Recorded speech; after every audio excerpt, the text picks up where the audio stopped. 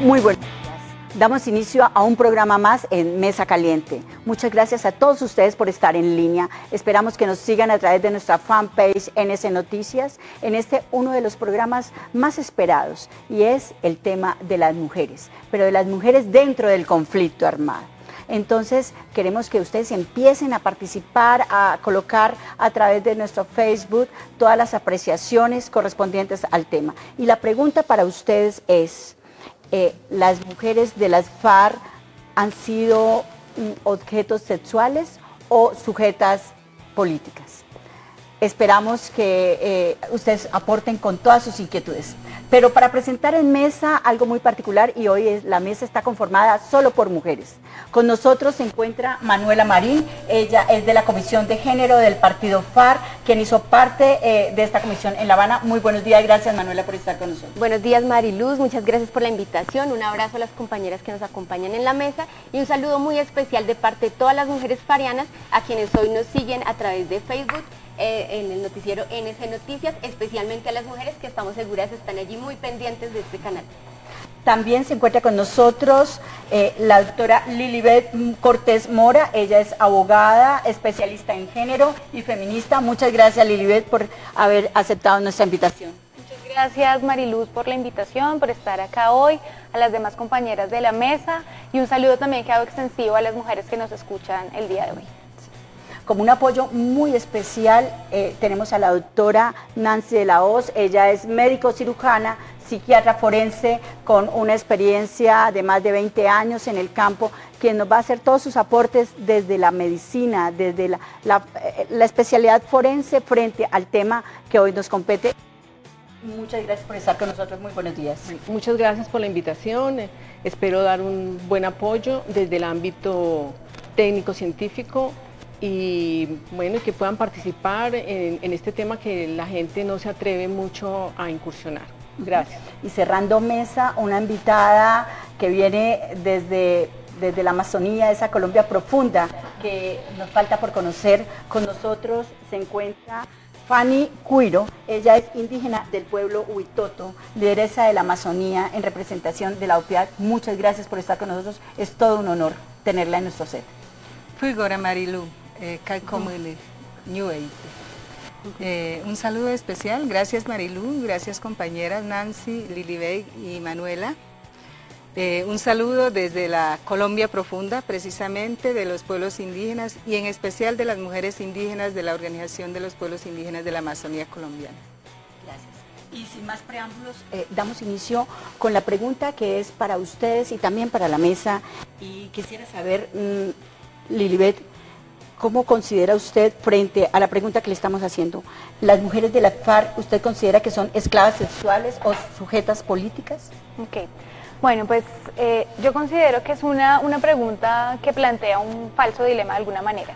Primero, porque no es cierto que uno o sea solamente víctima de un delito o sea sujeto político, porque se puede ser sujeto político siendo incluso víctima. De otra manera, la esclavitud sexual es una de las formas en las que se presenta la violencia sexual contra las mujeres en el conflicto armado particularmente. Entonces creo que habría que ahondar un poco más en cuáles son las prácticas que se perpetraron en el marco del conflicto armado contra las mujeres, y de manera especial contra las mujeres que hacían parte de la guerrilla, prácticas que por supuesto no pueden desconocerse, que no pueden invisibilizarse y que es necesario que sobre ellas haya una investigación, que haya verdad, que haya justicia, porque las prácticas en la guerra se sustentan en la discriminación que vimos las mujeres en la sociedad.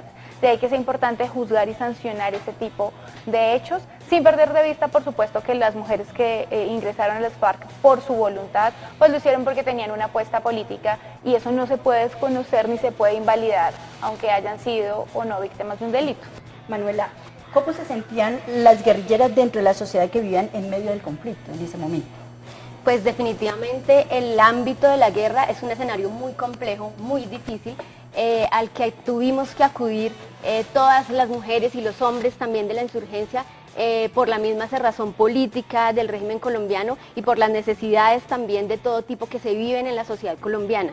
El llegar a este escenario para nosotras fue muy complejo, pero también fue muy interesante en función de las construcciones culturales y políticas que fuimos haciendo como colectivo y que nos permitieron ser mujeres empoderadas, que nos permitieron tener igualdad de derechos y que nos permitieron avanzar también en muchos elementos que hoy queremos discutir con la sociedad colombiana, incluyendo los temas de violencia de género. Nancy, con la experiencia de más de 23 años en forense, donde usted ha visto más de 3.000 casos, me decía, fuera de estudios, fuera de cámara, en casos de violencia sexual, ¿qué tanto porcentaje se le puede acreditar al conflicto armado y en particular que sea a FARC?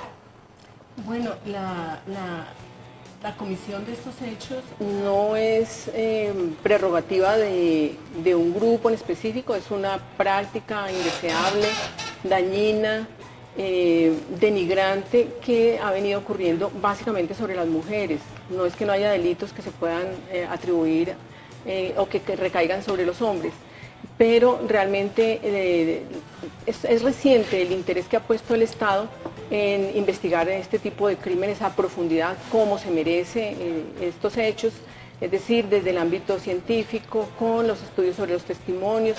Allí en este escenario forense se desarrolla realmente una guerra también sana, ¿no? Una guerra sana desde lo judicial, y se ha venido complejizando con el paso del tiempo, ¿no? Va mucho más allá de los testimonios, deben ser estudiados los contextos. Hay muchas aportaciones que el campo de la ciencia puede hacer para dilucidar más profundamente qué ocurre con la comisión de estos hechos. Dentro de toda esta cantidad desafortunada de casos que se han dado frente a la violencia sexual, ¿se podría determinar que el porcentaje que se ha visto frente al conflicto sería mucho o poco dentro de toda la globalidad del tema? Muy, muy poco. Es decir, poner un caso en el marco del conflicto requiere un gran esfuerzo económico, una voluntad política y requiere un acompañamiento a las víctimas y que se haga en términos de dignidad y de seguridad para ellas. De manera que es muy poco.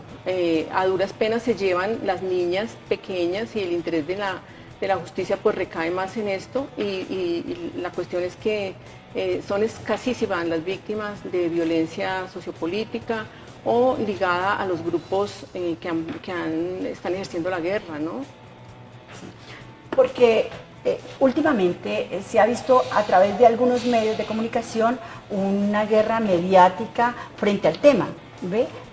Que se le ha dado una continuidad y considera mucho que no se le ha ahondado frente a la apreciación que hace en este momento Nancy, en donde el porcentaje no sería como tal. Pero quisiéramos ver una parte de lo que fue la vida guerrillera en los campos de batalla en Colombia. Vamos con este apoyo. Yo era de la unidad del 60, me trasladaron para La Simón. Lo distinguí, veníamos en una marcha y él me ayudó, venía mal. Entonces, de ahí nosotros nos hicimos amigos, él me contaba sus cosas, yo le contaba las mías. Como un año éramos así amigos. Y llegamos a llegar a diciembre y ahí recochando dijimos que nos cuadrábamos hasta que pasara diciembre. Entonces, de ahí vinimos y decidimos tener una relación. Yo siempre soñé con tener una estrella que a mi vida diera iluminación. Viviana para mí, pues, o sea, yo dentro de la guerrilla, pues, digo yo, es una de las mujeres que yo más he durado, ¿no? Porque pues algunos, hay veces tenemos la costumbre, como dicen las mujeres, nos dicen las mujeres, somos picaflores, ¿no? De que cogemos unas, bueno, eso ustedes también son hombres, yo creo que también han pasado por ahí. Pero yo con ella la quiero mucho porque yo con la mujer que más compartido tiempo ha sido con ella y que pues nosotros siempre decimos el amor fariano pues es una expresión muy elevada, ¿no? Debido a la fraternidad y el respeto que nos tenemos del uno al otro y eso ayuda a que la relación se mantenga Usted que hizo parte de las FARC dentro de las filas en el campo de batalla, esto que acabamos de ver, ¿era una cotidianidad? ¿Era la realidad?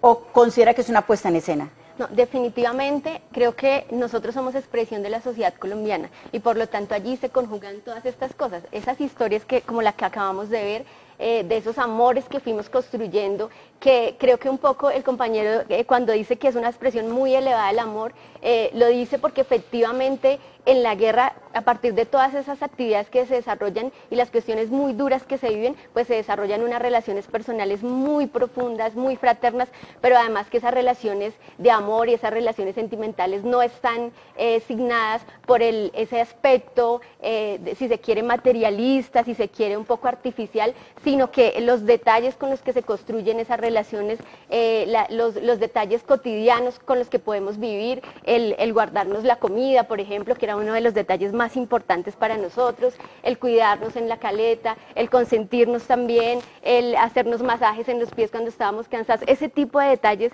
que finalmente eran los únicos que como seres humanos que nos amábamos podíamos darnos los unos a los otros, construyeron unas relaciones muy bonitas y muy profundas. Creo que ese, digamos, es en el plano general lo que vivimos en la organización, las posibilidades que tuvimos también de conocer personas en las mejores circunstancias, pero también en las peores, y eso creemos que también nos construyó como seres humanos, hombres y mujeres distintos, en función de eso que decían allí, del respeto, de comprender también cómo ese respeto por nuestro cuerpo hace que también respetemos mucho más al otro y a la otra, y definitivamente la fraternidad que nos rodea como organización, que nos rodeó en la guerra, pero que aún se mantiene, creemos que, digamos, es uno de los elementos fundamentales que nos mantienen cohesionados y que hoy queremos proteger con la vida. Sí. Fanny, desde las comunidades indígenas que ustedes han vivido de manera directa el conflicto, han estado en medio, muchas veces sin hacer parte, algunas sí, porque dentro de las FARC también se encuentran personas que son de comunidades indígenas y que hoy militan dentro del partido de FARC.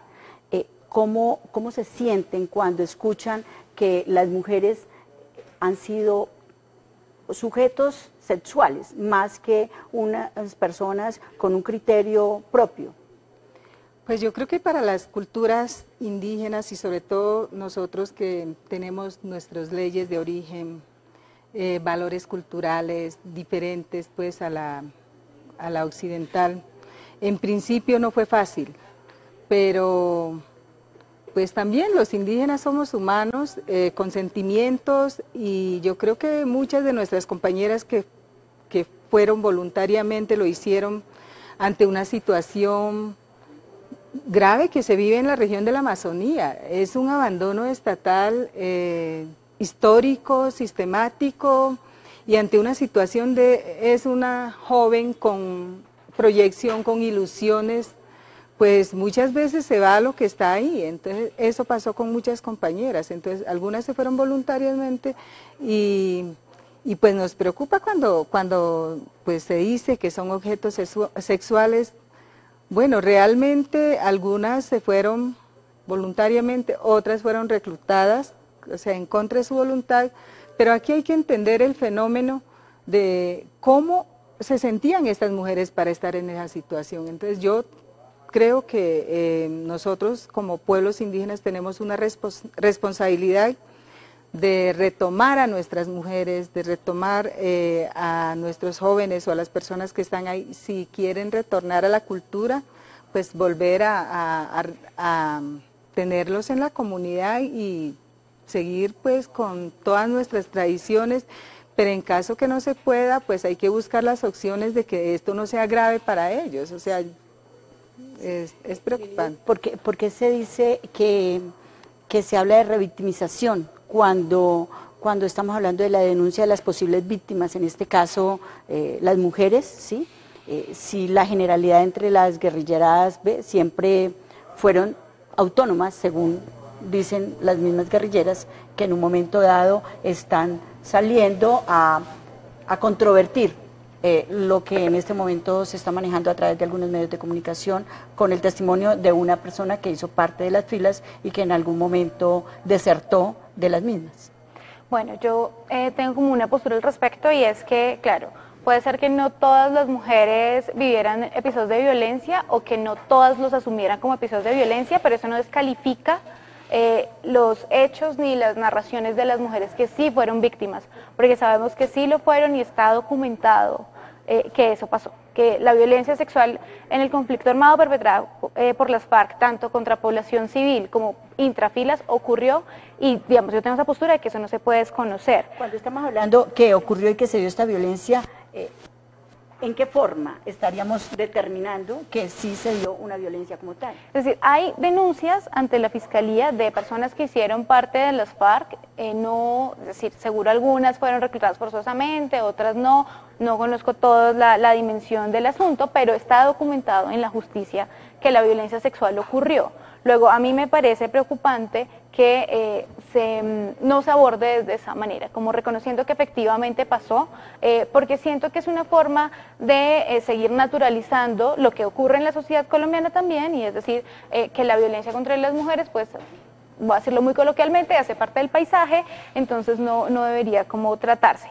Sobre tu pregunta de la revictimización, bueno, ocurre por distintas formas. Primero, porque a las mujeres no se les suele creer que son víctimas de violencia, y eso ocurre en la sociedad colombiana, ocurre en los procesos penales, y puede ser que ocurra también al interior de las filas, porque conocer y asumir que se fue víctima que una persona fue víctima de violencia tarda un tiempo, justamente porque la violencia de género está naturalizada en la sociedad.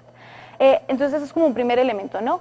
No se le cree a las mujeres cuando van a denunciar, se cuestiona mucho el relato, se cuestiona el consentimiento, si se dio o no se dio, y el consentimiento es justamente un tema muy importante en este asunto, porque el consentimiento en contextos de guerra, el derecho internacional de los derechos humanos así lo asume, la jurisprudencia de la Corte Constitucional y de la Corte Suprema también lo dicen, tiene que valorarse primero en el caso concreto y segundo de acuerdo con ese contexto, ¿no? Que en ciertas medidas puede ser que limite la capacidad de una persona para dar su consentimiento, porque una cosa es tener una relación con una persona que tiene el mismo nivel en la organización y otras son, digamos, relaciones un poco más jerárquicas, que sabemos, por ejemplo, en el informe de Centro de Memoria Histórica, el último, que lo lanzaron el 24 de noviembre, si no estoy mal, pues hay casos documentados de violencia sexual de las FARC intrafilas, entonces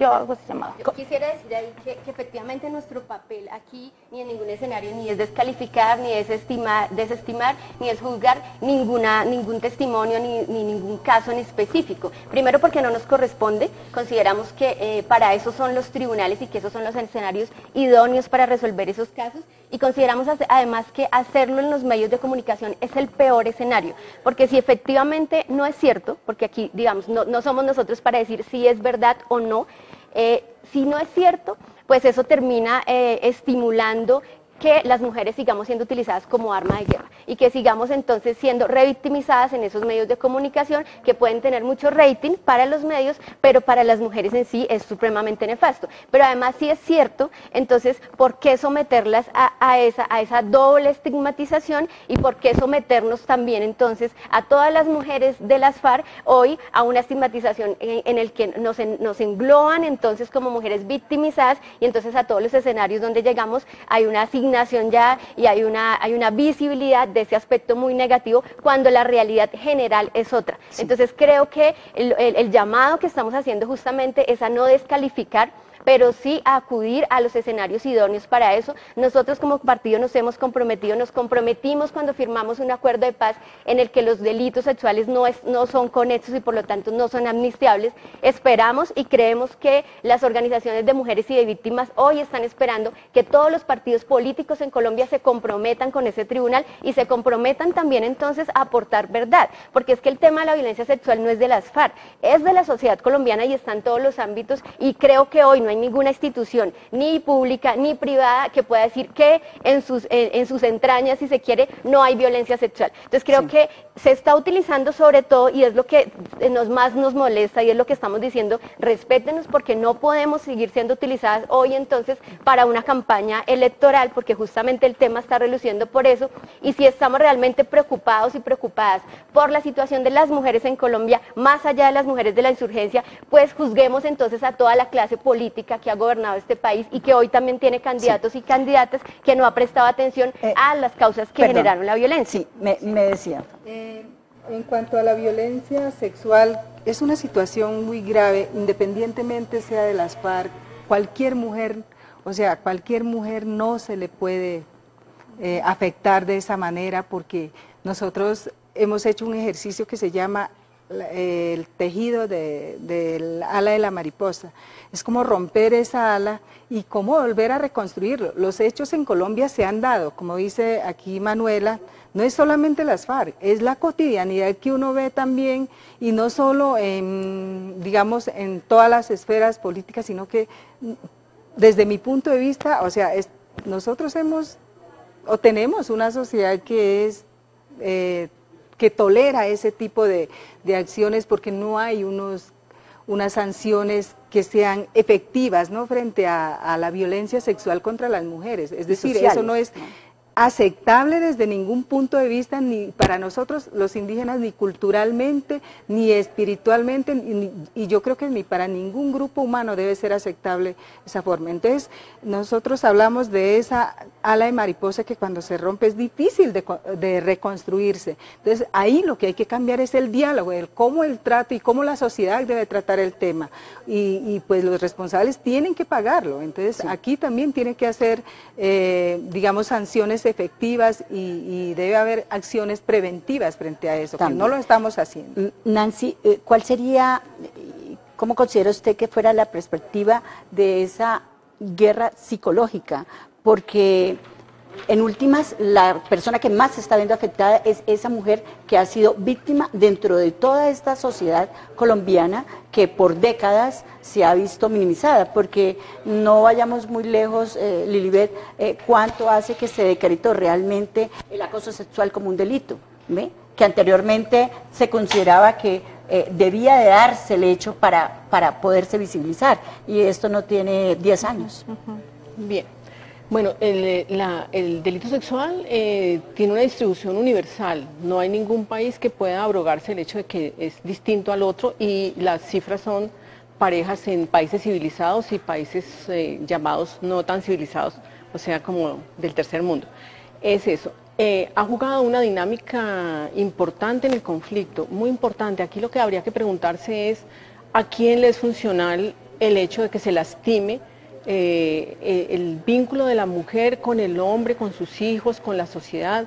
Somos una sociedad de mujeres violadas por estar en el conflicto, como decían las mexicanas, hijas de la chingada, como cuando la colonia, que la colonia trajo esa práctica de dominio también. Entonces, digamos que aquí lo que habría que mirar es qué incidencia tuvo la violación dentro de las distintas formas de uso del poder, porque también hubo minado, limitación de la movilidad de las comunidades, masacres, ametrallamientos, etcétera, etcétera. Por ejemplo, cuando yo estaba en el rural como médica, pusieron una base militar cerca, o en el pueblo donde yo estaba, y empezamos a ver las niñas embarazadas.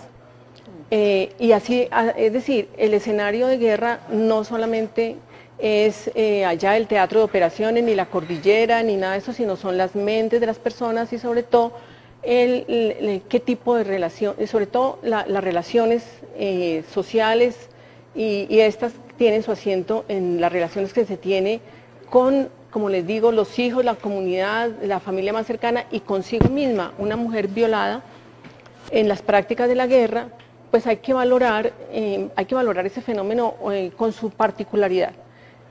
Distinta, por ejemplo, a la de la violencia común y corriente. Es distinto desde el punto de vista psíquico el hecho de que a una mujer la violen de pronto en un asalto, una sola vez en la vida, al hecho de que una niña sea violada sistemáticamente por su padre, y al hecho de que haya un contexto de guerra y un contexto de poder. Yo en la práctica he visto, por ejemplo, niñas de 12 años que sienten que el militar que está allí es el novio y lo defiende, y la mamá puede ponerse furiosa, brava, hacer la denuncia.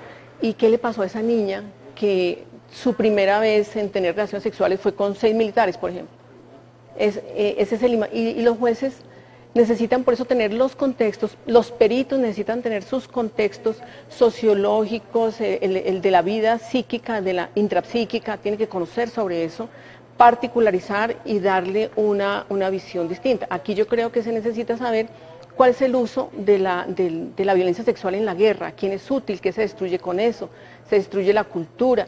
Por ejemplo, una madre y una hija que sean violadas por la misma persona, que es lo que yo he conocido, no conozco intrafilas. Pero por ejemplo, en la violencia que conocemos, un X, llámese, del contrario a la comunidad, que viole a la mamá y la hija, ¿qué está sembrando allí? ¿Qué está sembrando allí? ¿Cómo se relaciona esa madre con esa niña? Y si de pronto está embarazada, ¿cómo se relaciona ese niño que viene siendo? Entonces se destruyen los imaginarios simbólicos de la construcción de sociedad. Entonces eso es lo que nos interesa a nosotros, mirar qué ha pasado en Colombia con eso. ¿Sí? De pronto, casos que hayan pasado en la guerrilla, que es lo que se está debatiendo ahora, si han pasado o no han pasado, tienen que ver, estoy de acuerdo con que se ventile a nivel judicial, pero a nivel judicial con las prácticas, con las mejores prácticas de que pueda disponer el Estado, es decir, peritos con mucha experiencia, no preguntar por ejemplo, no reducir todo a un estrés postraumático o reducir todo, no, hay que recobrar los significados sociales y los imaginarios y la cosmovisión de nosotros como pueblo. Sí. Entonces, hay que hacer, eso necesita un trabajo muy amplio. Muy amplio. Angélica Ariza, a través de nuestras redes, hace una pregunta, dice, una pregunta para la representante del partido FARC. ¿Cuáles son los mecanismos internos con los cuales cuenta para sancionar y hacer pedagogía frente a temas de violencia basadas en género que eventualmente pueden presentarse en el partido? Bueno, inicialmente, digamos, en el marco de la guerra nosotras teníamos unas normas muy claras que representaban derechos para nosotras. Por ejemplo, el derecho a no ser violentadas, porque era una de las faltas, digamos, muy complejas en la organización y eran sancionadas. Hoy justamente, digamos que es una pregunta muy interesante, porque justamente hoy como partido que está en proceso de reincorporación y a partir sobre todo de las experiencias que hemos compartido con otras organizaciones que han hecho procesos de reincorporación, algunas desmovilización, otras, en los que no se tuvo en cuenta de manera particular el tema de las mujeres, definitivamente esos procesos de reincorporación fueron fallidos. Y es justamente por esa alarma que se nos despertó con el trabajo de la subcomisión en La Habana, a partir de estos intercambios, que nos sentamos también a construir como partido, mujeres y hombres, unos elementos teóricos a partir de las prácticas que ya habíamos vivido, pero a partir de esas otras prácticas y violencias que hay en la sociedad que nosotras no estábamos viviendo y que hoy nos enfrentamos en ese proceso de reincorporación, y estamos construyendo por eso unas tesis de mujer y género que discutimos con las bases guerrilleras, que discutimos con las bases de nuestro partido, que llevamos al Congreso y que hoy están en construcción aún, primero como una apuesta interna en función de desarrollar las rutas específicas que nos permitan abordar cualquier tipo de violencias, que hay múltiples además, que puedan suceder internamente, pero que también es una herramienta que queremos poner sobre la mesa para debatir con el movimiento de mujeres en Colombia y el mundo, porque consideramos que sí queremos como mujeres farianas hacer un aporte a la transformación justamente de esa situación de violencia de las mujeres en general, pero que no es simplemente un tema de las mujeres farianas, y que respetamos además muchas otras organizaciones que han venido aportando a este tema y que queremos hoy es justamente sentarnos con ellas a abordarlos. Lilibet, de acuerdo a los estudios que ha llevado, ¿cómo tiene documentado esa manera de controlar, de sancionar dentro de lo que anteriormente se llamaba las Fuerzas Armadas Revolucionarias de Colombia, FARC? Pues yo particularmente conozco del proceso de desmovilización anterior de los paramilitares. Ellos mencionaban que también tenían unas reglas internas para sancionar la violencia sexual. lastimosamente pues no se aplicaban, ¿no? No había como en las versiones libres cuando se le preguntaba a un paramilitar, bueno, ¿y cuántas personas fusilaron por violar mujeres? No había una respuesta contundente al respecto. No puedo pronunciarme sobre las FARC porque no conozco, ellos no han estado aún en versiones libres, pero sí hay una preocupación que nos queda de la experiencia anterior de Justicia y Paz, y es que la violencia de género y particularmente la violencia sexual no es algo que se confiesa porque suele ser vergonzante para el perpetrador, y en Justicia y Paz solamente el 0.8% de los hechos confesados correspondió a violencia sexual. Eso, por supuesto, prende unas alarmas sobre qué se necesita hacer para que en procesos de justicia transicional basados en la confesión se incentive que los agresores pues cuenten qué fue lo que hicieron, porque nuevamente, claro, una cosa es la violencia que se ejecuta intrafilas y otra cosa es la violencia que se ejerce contra la población civil. Sí.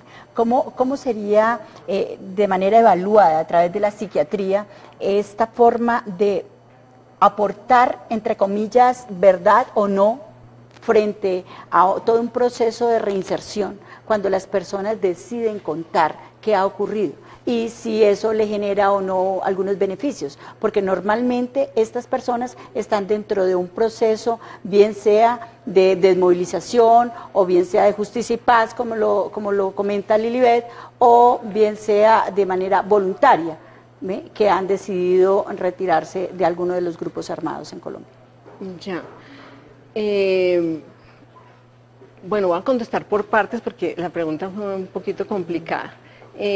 Digamos, las personas que deciden denunciar, básicamente es, ¿no? Cuando denuncian, o cuando las personas confiesan, pues cuando son los perpetradores se espera que confiesen. Cuando son las víctimas se espera que puedan tener un testimonio protegido para que sea útil a la elaboración de la justicia. Entonces, en la cuestión del perpetrador, pues el delito sexual, como es un crimen de lesa humanidad y no está sujeto, en la ley anterior de Justicia y Paz, no está sujeto a rebajas ni nada, si no se confiesa, pues entonces generalmente no lo confiesan. Incluso yo vi algunos de estos perpetradores que prefieren confesar cualquier cosa menos esta porque esta los detiene en el país y les da unas penas más altas. Algunos de ellos están que llaman empapelados por alguna declaración o alguna cosa de estas. Bien, entonces hay que mirar esa función en la guerra cómo es que empapelar a alguien pueda determinar su destino final, no solamente vital y de libertad, sino también político, por ejemplo. Si eso se puede utilizar, el empapelar a alguien para que no pueda ejercer. Esto es una de las cosas que hace que haya restricciones en este sentido. Ahora, cuando una persona decide denunciar, es también muy difícil, es muy difícil. Conozco algunos casos donde las víctimas, después de mucho tiempo y haber atravesado muchas dificultades, logran comentar, pero necesitan un grado de contexto importante para lo técnico-científico. No se trata, eso siempre ha sido así. Todos los testimonios necesitan un poco de contexto, incluidos los delitos comunes que llamamos. Entonces, el contexto forense, ¿cuál sería? Sería un conocimiento de qué es lo que pasa y qué es lo que se pone en juego con el ejercicio de la violencia sexual. Y el estudio de la persona en toda su historia personal, todo su pasado, su ligazón con la comunidad, sus expectativas, y pienso que en el caso de estas personas que han estado desertadas y todo, eso tiene que tener una evaluación específica. ¿Cuáles son los efectos de primero haber estado de un lado y luego estar del otro lado? ¿Cómo han hecho ese tránsito, si es que lo han hecho?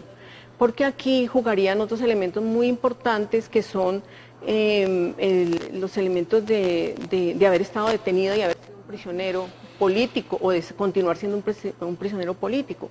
Entonces, la persona y las instancias llamadas a juzgarlo tienen que estar muy bien documentadas, muy bien asesoradas y con unos amplios peritajes, no solamente hechos por una persona o con un cuestionario o que ya han recibido tratamiento y tienen aprobación por alguien porque esta es una confrontación muy difícil por donde se le mire, desde lo interior y desde afuera también.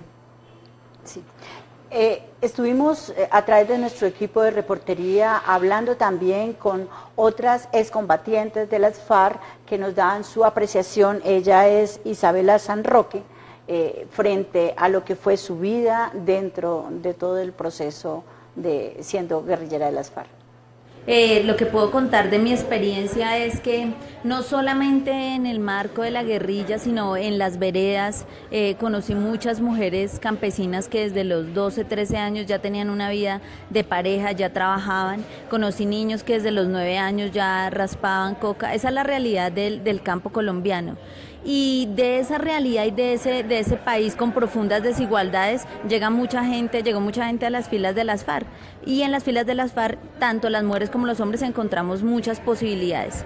Entonces no es que en la organización llegaron y fueron víctimas, sino al contrario, creo que en la organización tuvieron la posibilidad de potencializar un montón de cosas, pero también de recibir respeto y dignidad.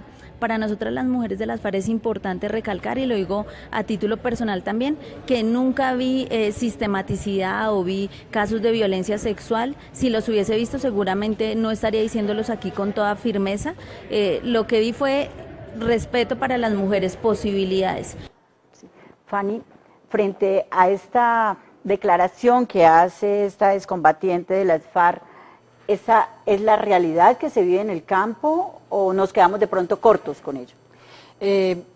Sí, mira, yo trabajo en todo el país precisamente en las comunidades indígenas, y he visitado comunidades campesinas, y realmente la lectura que hace la compañera que acaba de dar su testimonio es así. O sea, es una situación grave de las periferias. Por eso yo tenía tanta esperanza de que en este acuerdo de paz los territorios tuvieran participación y tuvieran visibilización, pero no fue así. Para mí eso es frustrante, y eso que dice ella que a los 9 años son raspachines o que tienen pareja a los 12 años ya las niñas, eso es así, lamentablemente es así, no en todos lados, pero es frecuente que uno conoce casos así, tanto en comunidades indígenas y no indígenas, pero que viven pues, digamos, al olvido del Estado. O sea, muchas veces en esas comunidades ni siquiera se sabe quién es presidente, qué está pasando en el país,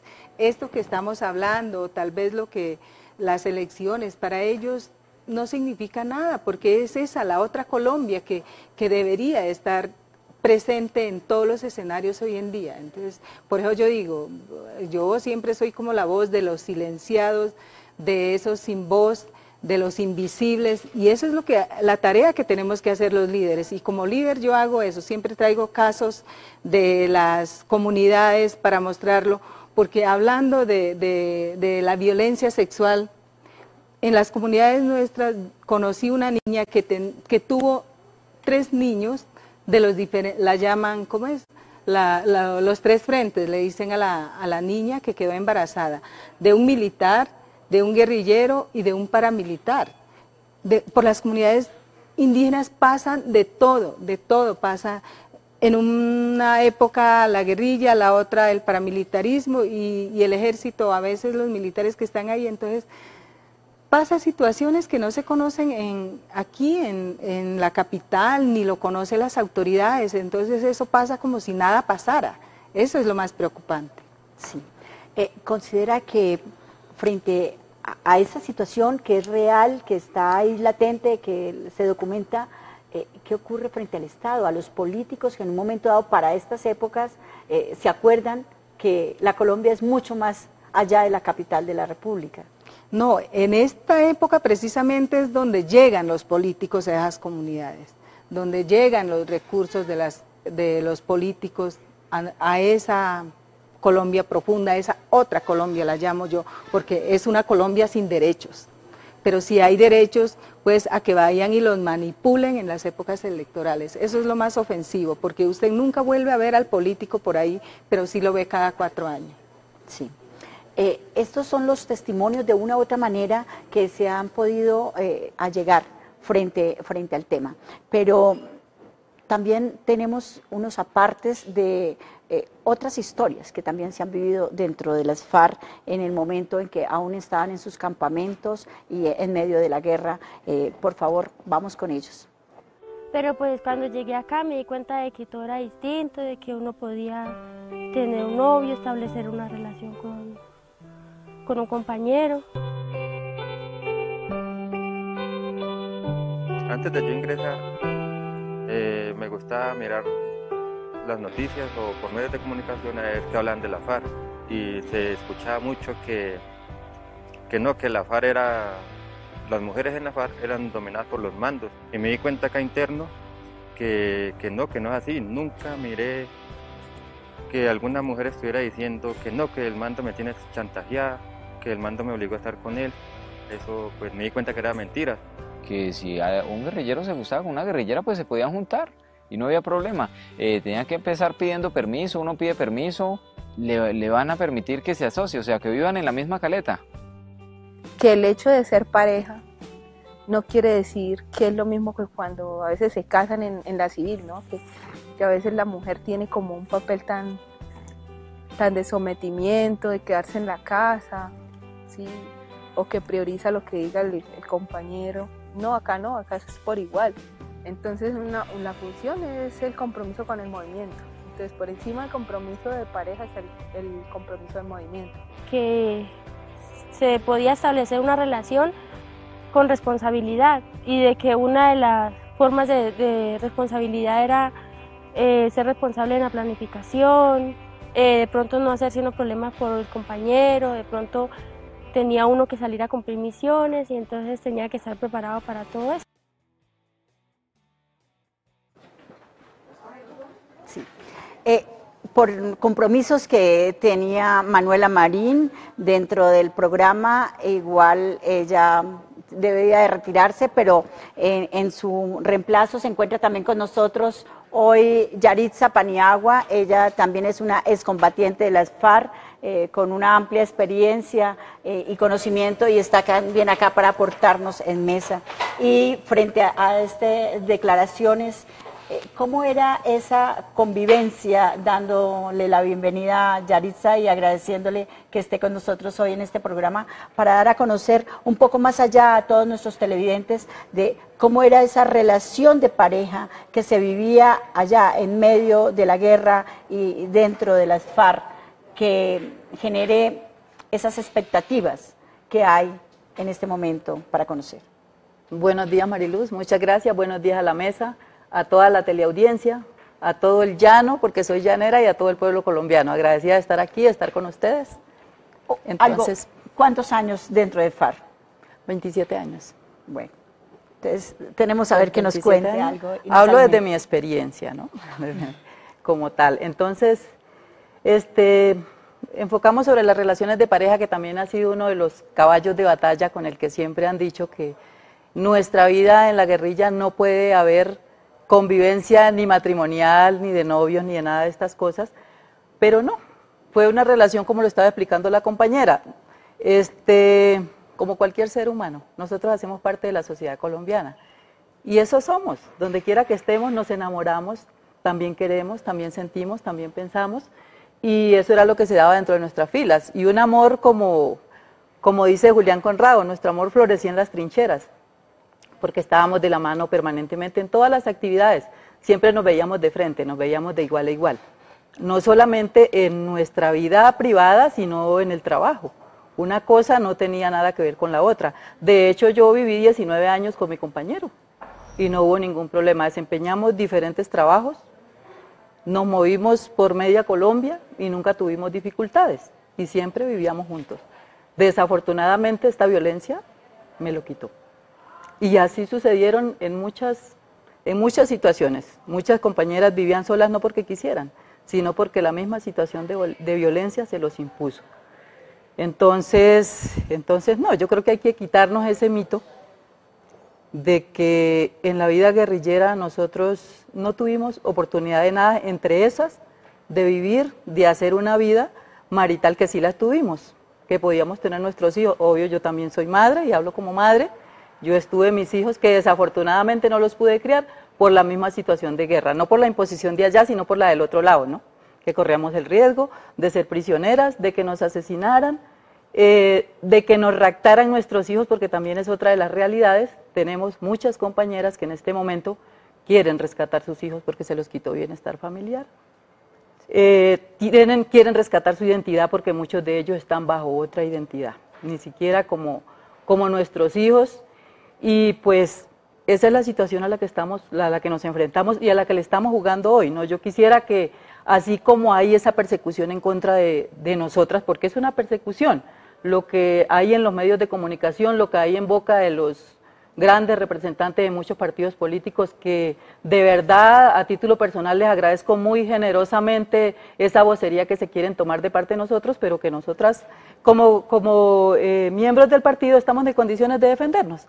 Entonces, dejar de lado y poner el lente al contrario, ¿cierto? Ver qué fuimos nosotros aquí dentro del movimiento y qué estamos siendo ahorita dentro de este proceso que estamos llevando, que también sería muy interesante hablar de eso. Lilibet, jurídicamente, lo manifiesta Yaritza, hubo hijos dentro del marco de la guerra.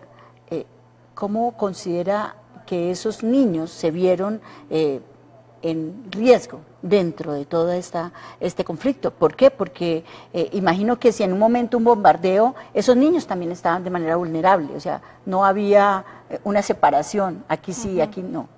Sí, por supuesto que un escenario de guerra no es uno ideal para criar un hijo o una hija, ¿no? Yo creo que eso es claro. Sin embargo, creo que tu pregunta va enfocada a la planificación y demás. Sí. Por supuesto que las mujeres pueden decidir libremente si tienen o no tienen hijos, cuántos hijos tienen y en qué momento de su vida.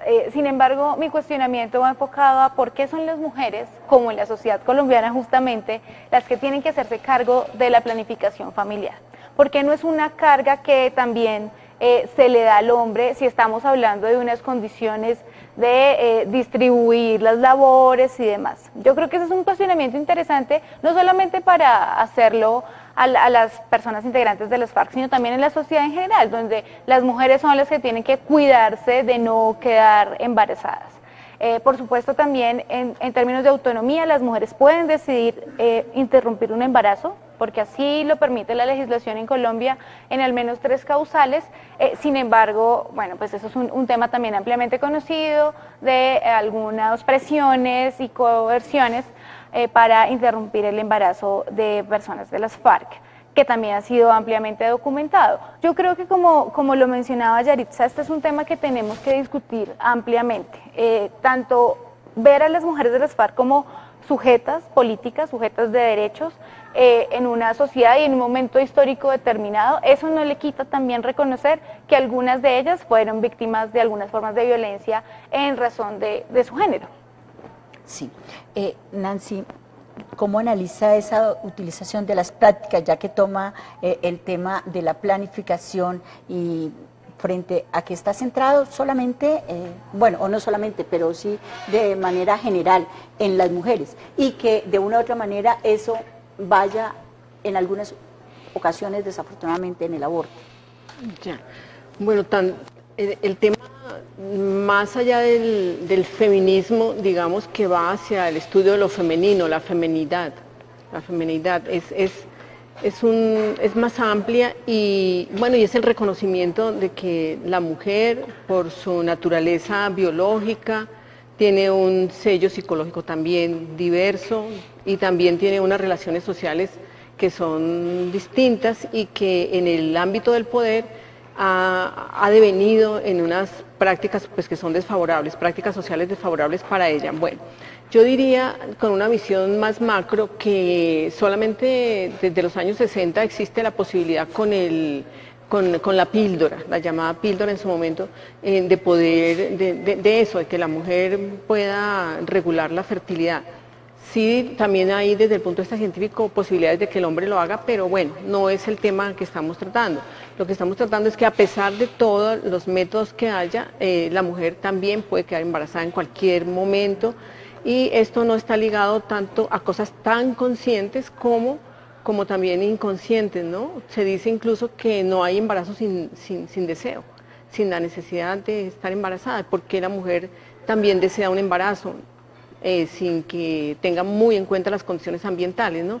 Ahora, las condiciones ambientales no solamente, que pueden llevar o derivar hacia un aborto no son solamente externas, porque son también internas, ¿no? Hay muchas niñas que por el rechazo de su mamá, por ejemplo, va a querer tener un aborto.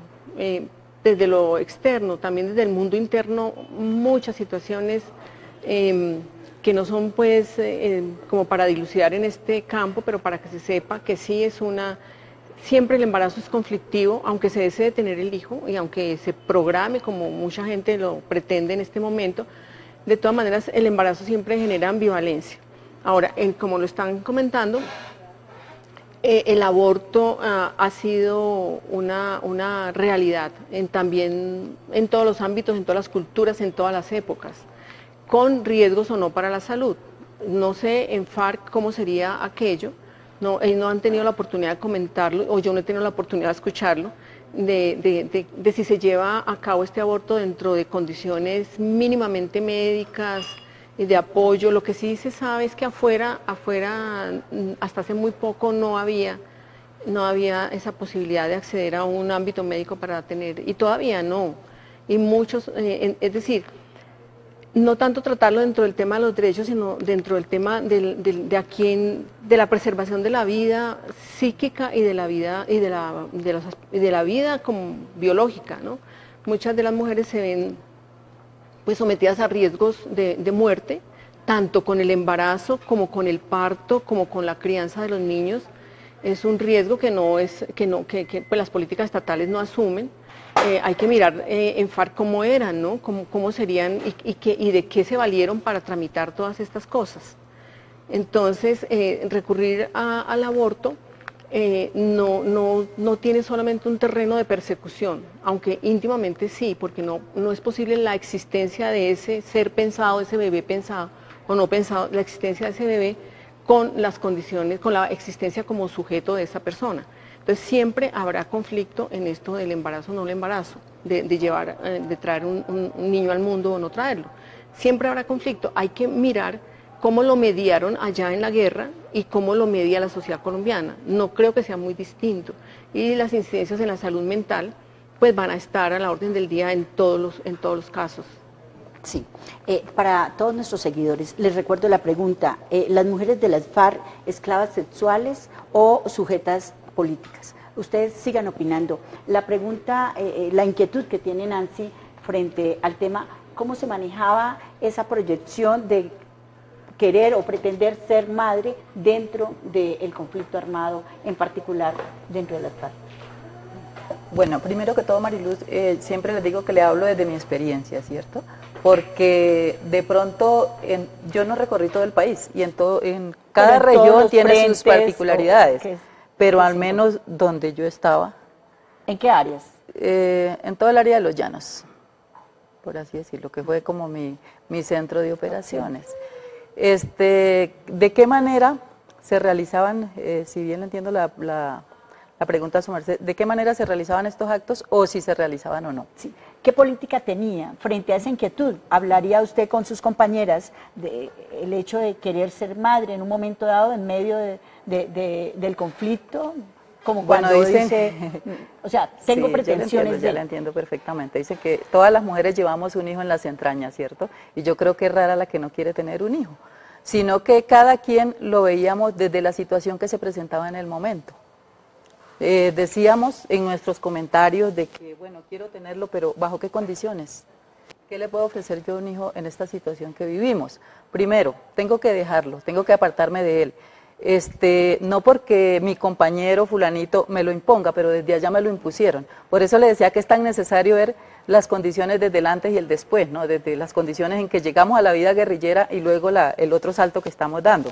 Porque entonces decíamos, bueno, y tenemos que dárselo a alguien en adopción, porque no lo podemos cargar acá, porque nadie quiere correr el riesgo de sus hijos. Pero bueno, me voy con mi hijo y ¿qué pasa? Voy a la cárcel y mi hijo me lo va a quitar bienestar familiar. De hecho, tenemos experiencias propias que estamos peleando, uno en Villavicencio, que lo quitó bienestar familiar y hasta ahora no lo ha podido entregar. de una compañera que está en el espacio territorial Mariana Páez. Y esa historia es muy, así como muy diciente, habla por nosotros. Mandó el niño con una señora que le hicieran todos sus registros médicos porque ella no podía. Yo también fui madre de 2 hijos y hice lo mismo, nunca pude salir a eso porque yo decía, no, o es mi vida, o es la de él, o me voy para la cárcel, o qué voy a hacer.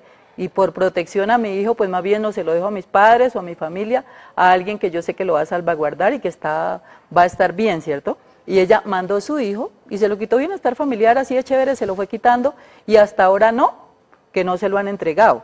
Y es más, tenemos dificultades con bienestar familiar en este momento, porque fue a uno de los espacios territoriales no a ver si el Estado le estaba dando a los niños lo que se merecía y si estaba respetando sus derechos, sino en qué condiciones estaba para entonces bienestar familiar intervenirlos.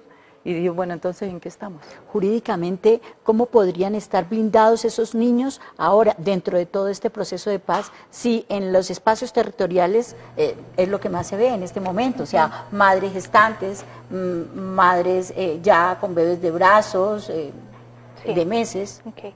Bueno, pues sin duda, tanto las mujeres en situación de embarazo como los niños y las niñas y los adolescentes son en la ley colombiana pues sujetos de especial protección constitucional. Eso implica que el Estado colombiano tiene una serie de obligaciones para garantizar sus derechos fundamentales. A eso hay que sumarle pues que las personas excombatientes están en estos espacios que deben estar garantizados por el Estado, ¿no? Entonces, de alguna manera es como una doble obligación del Estado, tanto por la situación de excombatientes como por ser sujetos de especial protección constitucional. Doble victimización. No doble victimización, doble obligación, mejor ponerlo en esos términos. Ahora, si no se cumple, podríamos estar hablando de ese tema. ¿Se está cumpliendo en este momento esa situación? Ya dirá usted que recorre eso es lo que ahora. Eso es lo que quisiéramos que se cumpliera, ¿cierto? Claro, en palabras se ve extremadamente hermoso, pero cuando uno va a la realidad, vea, estuve en el mecanismo de monitoreo, duré 7 meses y era encargada de logística. Y una de mis grandes peleas fue la de los niños, porque dicen no, dentro de los acuerdos no se consideró que iban a haber niños, sino que solamente se iba a alimentar personas adultas, pero los niños eran una realidad, somos una especie humana y lo más seguro es que podíamos reproducirnos, que eso sería ilógico pensarlo. Y entonces cuando llegan los niños, cuando empiezan a aparecer, dicen no hay alimentación para ellos. Y entonces por un lado están los derechos de los niños, está que no se quede de infancia, pero por el otro lado, entonces están los que decían no se puede y nos tocaba recortarle a la carne, recortarle al arroz, a los alimentos para los otros, para que se vieran representados en los niños. Y fue una situación que solamente vinieron a habilitárnosla hasta hace aproximadamente unos 5 meses, desde que comenzó el acuerdo y se empezó a alimentar. Entonces nosotros decimos, bueno, ¿hasta dónde se está cumpliendo? ¿Y qué lugar es el que le corresponde a los niños? Y iban a hacer visitas bienestar familiar, y iban Naciones Unidas, y iban representantes del gobierno, pero no, simple y llanamente no se podía solucionar porque dentro del contrato no estaba. Hombre, es que un niño no corresponde a un contrato, es una necesidad. Y un día me dice una señora, Yarixa, necesito que me diga qué derechos le están violando a los niños. Yo le dije, pues el derecho a la vida, porque a quien no le dan comida se muere. Entonces, pues es para mirar en qué estamos, ¿cierto? Y en este momento he paseado aproximadamente 15 espacios territoriales. Estoy en la comisión de documentando casos de desaparecidos, estoy en esa comisión. Y cuando vamos llegando en todas partes, los niños en las mismas condiciones. No, que no se pudo sacar por tal razón, que porque el señor de la OACP no habilitó, que porque el otro no dijo. Entonces, una cantidad de órdenes médicas represadas, y no solamente los adultos, sino los niños. Yo decía, pero es que son ellos, en unos galpones que hicieron, en el que yo les llamo así, esas canastas, unos solazos terribles, y ahí metido esos niños, y hay mujeres que han dado a luz. Ahorita estuve en el espacio territorial del Yarí, y una muchacha estuvo su bebé ahí, que lo atiende mejor una partera, sinceramente, que los señores que están ahí en ese trabajo. ¿Esta problemática también se vive en las comunidades indígenas, o el Estado ya allí ha hecho presencia en protección de esos menores? Si por allá llueve, por allá no escampa. Es que eso es generalizado, es lo que yo le digo, la situación de las comunidades invisibilizadas pasa lo que ella está relatando, porque ¿de qué mueren las mujeres en nuestras comunidades? Precisamente en el parto, en la gestación, un mal embarazo, pues nuestra medicina tradicional a veces no alcanza a hacer un tratamiento que ya va más allá de la medicina tradicional y las mujeres terminan falleciendo por eso. Eso es como en todo el país, la situación de salud no es la mejor, pues, y peor en esos lugares es peor. Por ejemplo, ¿qué hay en esos lugares? Como ella decía, ponen una infraestructura, un centro de salud, pero sus gabinetes están totalmente vacíos y solamente cuando se puede llega un médico rural o una médica rural y los practicantes pues sin herramientas, sin medicamentos, los mandan hablo de mi comunidad por allá en La Chorrera, y uno tiene que hacer todo el tiempo derecho de petición, el derecho a la vida, el derecho a la salud, petición, tutela, y ese es como lo constante en este país. Por eso es que aquí tiene que haber un cambio drástico desde una nueva política. O sea, nosotros teníamos como mucha esperanza precisamente, repito, cuando dijeron que desde los territorios se iba a resolver el asunto del país, que no tenía participación, pero al momento de implementar el acuerdo y al momento de hacer todo lo que es el plan marco de implementación, pues sencillamente esos territorios fuimos excluidos. Entonces, ¿de cuál paz estamos hablando? Entonces, aquí hay muchos asuntos que resolver y no solamente las FARC es un punto más dentro de toda esa problemática que vivimos y de la cual nosotros somos tolerantes y responsables también, porque si no actuamos, no reclamamos, pues esto va a seguir así y un grupo nomás va a seguir manejando este país, sí. El resto nos queda difícil. Katy García hace una pregunta en particular para usted, Fanny, dice, ¿qué decir de las mujeres indígenas abusadas? ¿Qué medidas se toman desde las autoridades indígenas? ¿Cuál es el rechazo social frente a estos hechos? Bueno, Katy García, muy buenos días. Como decía inicialmente, los pueblos indígenas somos humanos y también se ve abusos sexuales en las comunidades. Y pues muchas veces como el tema eso cuando se trata de menores de edad pues ya no es competencia de la autoridad tradicional, entonces sale de la jurisdicción especial indígena y pasa a la justicia ordinaria. Generalmente lo que pasa en las comunidades siempre termina pasando a la justicia ordinaria porque pues son delitos graves que no se alcanza a asumir desde la jurisdicción especial indígena. Pues se trata de hacer un trabajo muchas veces desde los tradicionales y desde los espirituales, pero eso no es suficiente. También en las comunidades indígenas hay mujeres abusadas sexualmente y bueno, hay una violencia también de todas las formas que hay, pues todas las formas de violencia que hay, pero pues tratamos de que se mantenga la espiritualidad, la cultura, porque para mí esas son como las raíces de que no perdamos muchas cosas y los valores se mantengan. Eso es lo que se trata de hacer desde las autoridades. Pero ya cuando se dan los hechos, se tiene que acudir a la justicia ordinaria para que se lleve todo el proceso. Sí. Tenemos otro testimonio de otra excombatiente de las FARC, de la cual también nos habla desde su sentir. Quiero compartir mi vida, lo que fue mi vida sentimental, fue decisiones tomadas por mí misma, desde el momento en que empecé a tener una pareja, sea aquí en la organización, hubiese sido en la civil, se toman decisiones por uno mismo.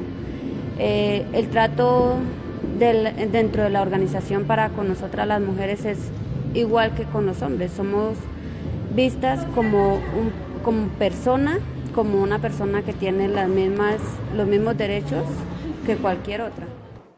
Lilibet, ¿cómo explicar que estas mujeres que hicieron parte dentro de un conflicto, que hicieron parte de una organización, ahora que tienen una libertad de decidir, consideren que su actuar va acorde con su pensar y que esa actitud la hubiera podido tomar, como lo dice ella, en la civil o dentro de la organización. Hago referencia, de pronto lo que puede estar hoy pasando en cualquier sociedad colombiana con una joven de 15, 14, 16 años que decide tener una relación y una vida íntima con su compañero de colegio, de universidad, de barrio. Okay. Sí, por supuesto que tanto los testimonios que hablan de una práctica consentida como los que no, pues son igualmente válidos y debemos respetarlos siempre, ¿no? O sea, es decir, los testimonios que hemos visto acá, todos han hablado sobre un consentimiento en las relaciones sentimentales, y yo creo que está bien porque seguramente esas mujeres así lo vivieron. Sin embargo, y reitero, puede ser que otras no, y también hay que escuchar a esas que no lo sintieron así, o que tal vez al salir del conflicto armado y tener otra conciencia de sus derechos, dijeron, bueno, creo que esto no estuvo bien, o creo que esto fue violento, y se toma esa conciencia de la violencia de género y se empieza a desnaturalizar, que es también mi punto en este debate, ¿no? Creo que vamos a ver a muchas mujeres luego pensando que tal vez no fue tan consentido lo que hicieron, u otras que sencillamente dirán, no, yo siempre tuve plena libertad. Lo cierto es que debe validarse siempre lo que las mujeres dicen, no se puede dudar de esos testimonios, porque además la violencia es algo que se vive de manera muy subjetiva, ¿no? A veces para una persona algo que es violento, pues para otra no lo es tanto. Y creo que ahí también hay que mencionarlo. Obviamente el derecho, por ejemplo, tiene unos límites hacia lo que es violencia y no es violencia, ¿no? Porque está descrito en un código. Pero en todo caso hay que ampliar y escuchar todas las expectativas, porque el mundo en general pues no funciona en blanco y negro, ¿no? Sí. Nos movemos siempre en unos grises, y ahí es donde a veces la justicia tiene que entrar a dilucidar. Obviamente hay cosas que fueron consentidas, hay cosas que no, como lo decía Manuela en su intervención, eso es algo que solamente va a decidir la justicia. Sin embargo, yo sí creo que es importante hacer un llamado a que, como también lo han expresado aquí otras personas en la mesa, no sea un asunto que le expropien a las mujeres integrantes de los FARC, sino que sean ellas mismas las que debatan sobre ese asunto, las que tomen una postura al respecto, para que justamente no sea invisibilizada su voz, como es lo que se pretende hacer. En un adolescente, hablando de una joven de 15, 16, 17 años, ¿cómo se puede manejar ese tema del consentimiento? ¿Hasta qué punto de manera psiquiátrica se puede hacer esa evaluación si hay un pleno autoridad frente al tema? Bueno, ese es un tema en que la edad, en cuanto al aborto, ¿no? Es un tema en que la edad no jugaría mucho desde lo psíquico, no sería determinante como en el caso de lo judicial, donde los 14 años, los 16 años marcan algunas fronteras, ¿no? Es un tema difícil para la mujer y debe ser siempre, como digo, acompañado.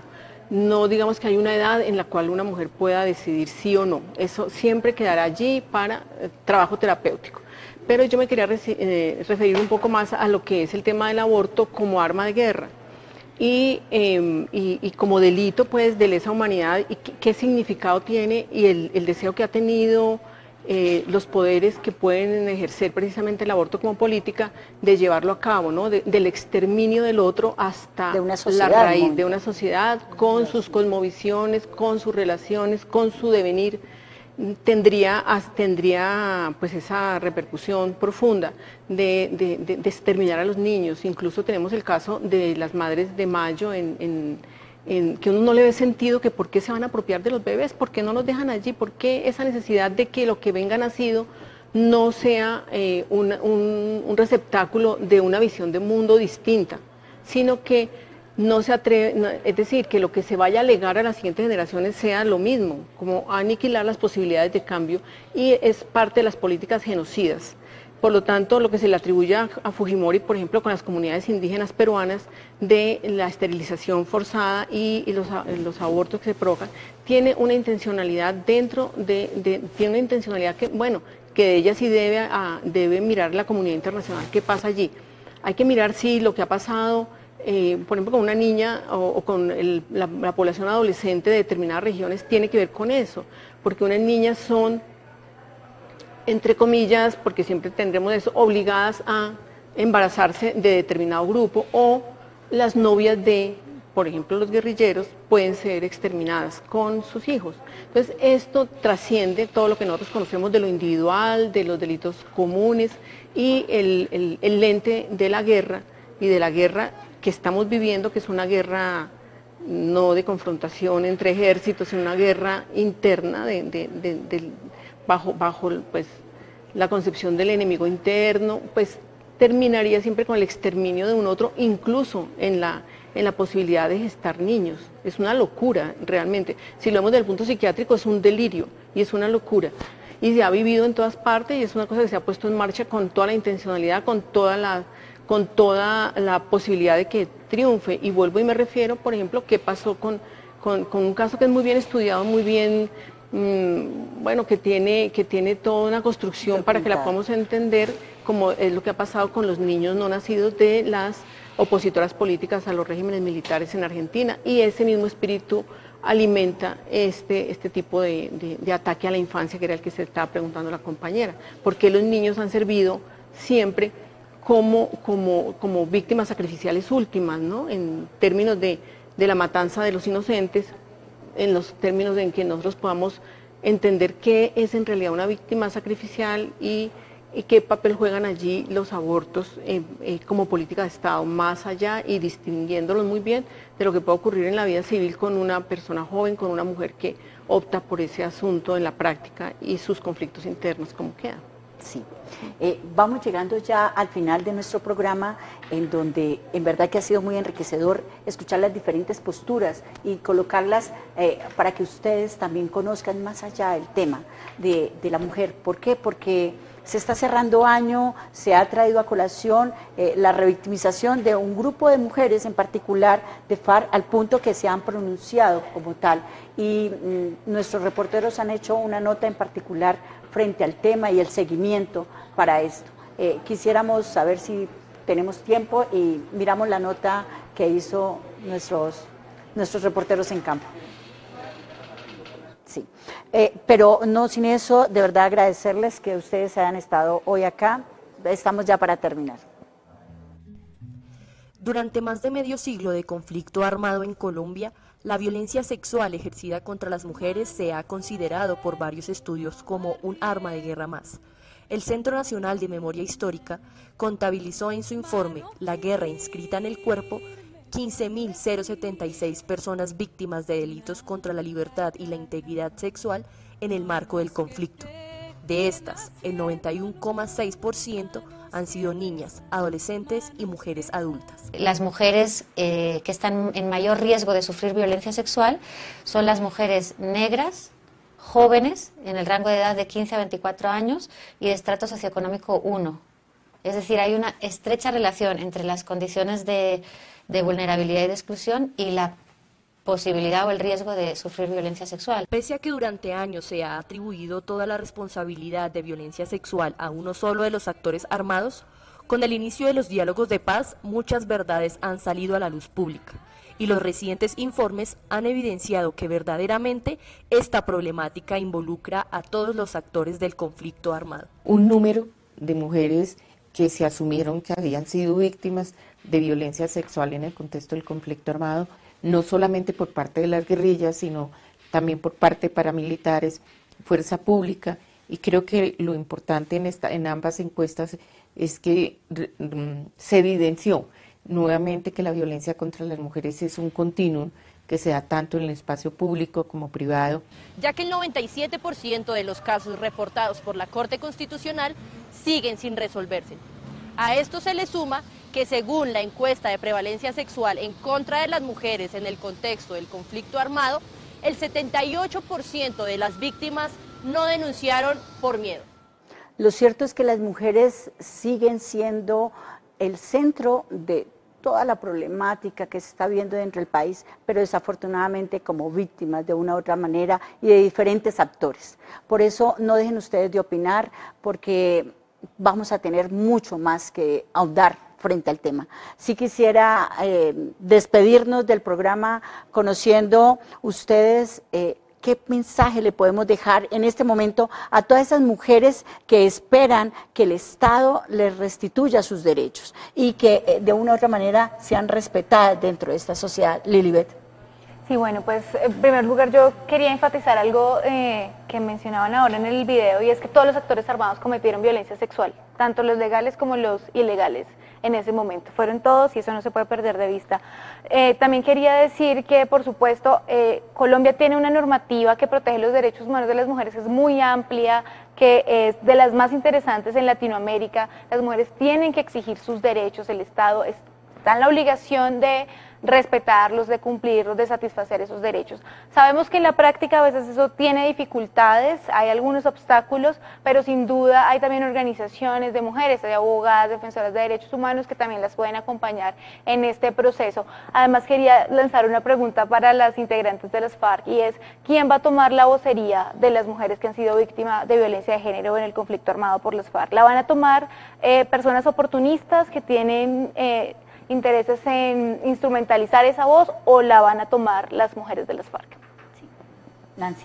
Bueno, yo aprovecharía para invitar a la reflexión, como que veamos en qué camino estamos hacia la construcción de una nueva Colombia, qué podemos aportar desde nuestro accionar. Yo pensaría que desde el ámbito de lo técnico-científico, que es como me han invitado aquí, sería el destinar mayores recursos y sobre todo muchísima capacitación para la documentación de estos casos, para que se haga justicia, para que no se repita, para que se repare, porque eso es lo que no se está haciendo. Sí, hasta este momento lo que más funciona es el someter a las víctimas a nuevos interrogatorios forenses que finalmente van destinados a liberar de dudas sobre los perpetradores, ¿no? Básicamente no hay una atención en realidad de reparación, de salud hacia las víctimas, y eso que es en el ámbito de la violencia común.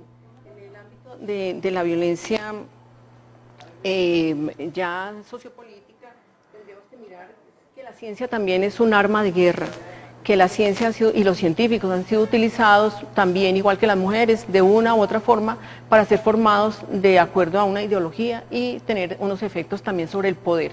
De manera que es un llamamiento a los científicos para, si en la medida que lo necesita la sociedad, a abstraerse de estas propuestas y mirar qué hay detrás de todo esto, qué ideología, qué pensamientos y qué sentido de existencia tenemos, para que podamos tomar también una opción libre de apoyar. Fanny, ¿cuál sería esa reflexión desde las comunidades indígenas y ese mensaje en particular para todas las mujeres que usted representa en este momento?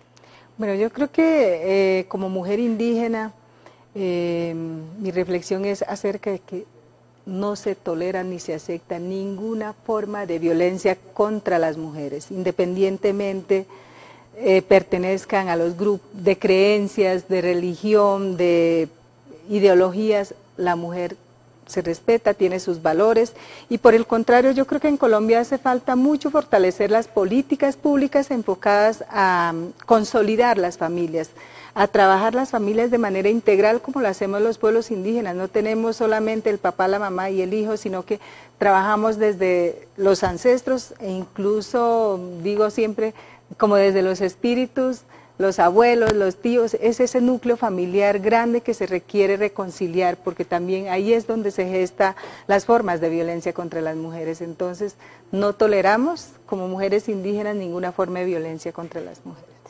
Yaritza, ¿cuál es ese mensaje que tiene hoy en día para la sociedad colombiana y para todas estas mujeres que en un momento dado hicieron parte de las FARC y que hoy están en la civilidad haciendo algunas parte de un partido, otras han tomado caminos diferentes a seguir una vida en sociedad? Bueno, respecto al mensaje para mis compañeras actualmente en el partido y las que estén en otros lugares, es de que primero que no permitamos que la vocería nuestra se la tomen personas que no tienen nada que ver y que no sean con fines electoreros, que nos vayan a utilizar como caballo de batalla. Nosotros merecemos respeto, tenemos nuestras propias representantes, entonces que por favor no permitan eso. Si no lo hemos permitido en 53 años, mucho menos permitirlo ahora en este momento. Y no solamente para ella, sino para todas las mujeres del pueblo colombiano, que nosotras somos capaces, que tenemos que unirnos, que nosotros no tenemos que solamente engrosar listas, sino que sin distingos de razas ni de colores nos unamos, que unidas nosotros nos fortalecemos. Dicen que eso es la fuente de la invencibilidad, es la unidad, y tenemos que hacerlo, independientemente de las heridas que hayan abiertas, de los dolores que pudimos haber generado de un lado y de otro. Lo único que nos queda es, para llegar a una verdadera reconciliación, es la unidad entre nosotras. Y permitir que esos acuerdos arranquen y que no solamente se quede en letra la inclusión de las mujeres en todos los puntos de la agenda, sino que se materialicen, que se hagan realidad y que vamos por el poder en Colombia. Eso les diría. Es muy importante tener de presente que en los acuerdos que se firmaron acá hace ya un año y se hicieron en La Habana, las mujeres hicieron parte importante dentro de todo este proceso, así como las víctimas. Entonces, si han habido todos los atropellos que ha generado la guerra como tal, para ello está la Justicia Especial para la Paz, y es allí a donde queremos que vayan todas las personas que consideren tengan un grado de responsabilidad para aportar a esa verdad, a esa justicia, a la reparación y la no repetición, que es lo que se busca para un mejor país. A última hora nos llegó unos apartes que nos enviaban desde una de las televidentes, y nos lo hizo llegar a Máster, una canción que hicieron dentro de las FARC para sus mismas compañeras. Y bueno, queremos terminar este programa no sin agradecerles a ustedes todas sus apreciaciones, sigan aportando a sus ideas, que nosotros igual vamos a estar contestando, y estamos siempre para darle un mensaje de aliento a todas nuestras comunidades. Muchísimas gracias por estar con nosotros. Y a ustedes, de verdad, muchísimas gracias por estar acá, espero volverlas a tener. De verdad que sí, ha sido todo un placer.